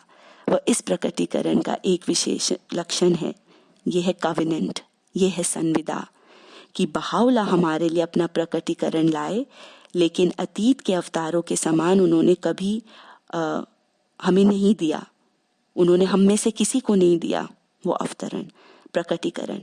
वो हमारे लिए लेकर आए थे ये प्रकटीकरण, और हमें ही नहीं दिया अपना प्रकटीकरण। उन्होंने किसे दिया ये प्रकटीकरण? केवल अब्दुल बहा को। ये अर्थ है संविदा का। बहावला की प्रकटीकरण के सभी ताकतें, सभी शक्तियां जो उस प्रकटीकरण में है, उनके मंत्रित्व 40 साल के मंत्रित्व काल की जो उन्होंने उन्मुक्त की, वो उन्होंने अब्दुल बहा के व्यक्तित्व में भर दी वो सारी शक्तियां। अब्दुल बहा बहावला के प्रकटीकरण के संग्रह बने। ये ग्लास के समान जो यहाँ पड़ा है, इस ग्लास में जो भी जल उसमें है उसे ग्रहण किया हुआ है। अब्दुल बहा वो पात्र बने जहां पर बहावला ने अपने प्रकटीकरण को रखा। बहावला हमारे लिए 2 चीजें इस युग में लेकर आए हैं, ना कम ना इससे ज्यादा, केवल 2 चीज। पहला उनका खुद का प्रकटीकरण, व दूसरा है अब्दुल बहा। ये 2 चीज उन्होंने दी है मानव जाति को। ईश्वर ने मानव जाति को दी है इस युग में। और अब्दुल बहा यहाँ एक पात्र के समान बने बहावला के प्रकटीकरण के। वह भले ही उनमें शक्ति नहीं थी कि वो ईश्वरीय अवतार नहीं थे, वो ईश्वरीय अवतार की शक्ति नहीं थी, लेकिन उनमें ईश्वरीय अवतारों की शक्ति प्रदान की गई थी। बहावला के प्रकटीकरण से समस्त प्रकटीकरण को स्वयं में समा लिया उन्होंने। इसलिए बहावला ने हमसे क्या कहा? वो हमसे कहते हैं कि ये है मेरा संदेश, जो संविदा का सारांश है। वो कहते हैं जो कुछ भी मैं तुम्हारे लिए लाया हूं वो अब्दुल बहा के पास है, जाओ और उनसे ले लो। मैं जो तुम्हारे लिए लेकर आया मैंने अब्दुल बहा को दे दिया, अब तुम जाओ और अब्दुल बहा से उसे लो। ये अब्दुल बहा के बाहर कहीं नहीं है, कुछ नहीं है अब्दुल बहा के बाहर, ये उनके भीतर है। वह ये संविदा का अर्थ है। तो आपने देखा, क्योंकि उन्होंने सच में बहावला के प्रकटीकरण को ग्रहण किया, समस्त मानव जाति की ओर से वहीं पर उसे रोके रखा, व उसकी सुरक्षा की, ठीक एक दीवार के समान जो आप महासागर की ओर लगाते हो। ये था प्रकटीकरण का महासागर, व उस दीवार को कई लोगों ने तोड़ना चाहा, संविदा भंजक ने, उनके मंत्रित्व काल में। आपको मिस्टर ताहिरजादे कहते हैं, पढ़ना चाहिए प्रभु धर्म के उस अशांत इतिहास को, उन 29 सालों को जहां उन्होंने इन संविदा भंजक ने इस दीवार को तोड़ना चाहा जो महासागर की ओर खड़ी की गई थी, इस विशाल महासागर की दीवार को, वह इस जीवन प्रदत्त जल को ग्रहण करना चाहा। लेकिन अब्दुल बहा व कुछ अन्य अनुयायी जो शेर के समान एकत्र थे, उसके गिर्द सुरक्षित रखा हुआ था इस संविदा को, और वो नहीं तोड़ पाए उसे। और आज अवश्य ही अलग कहानी है इस संविदा की दीवार की। इतनी पक्की और मजबूत हो गई है ये कि मूर्खता होगी ये सोचना कि कोई इसे तोड़ पाएगा, कोई सोच भी नहीं सकता, इतनी ठोस है ये भयंकर प्रकटीकरण है। बहाउल्लाह व अब्दुल बहा यहाँ एक का पारस्परिक लक्ष्य है, वह दूसरे का पूरक होना। हम तक बहाउल्लाह का प्रकटीकरण लेकर आए हैं। खैर मित्रों, अब यहाँ पर हम एक ब्रेक लेंगे और फिर मिस्टर ताहिरजादे कहते हैं कि वो और कुछ चीज़ों को याद करेंगे जो यहाँ पर वो भूल गए हैं और उसका उल्लेख करेंगे।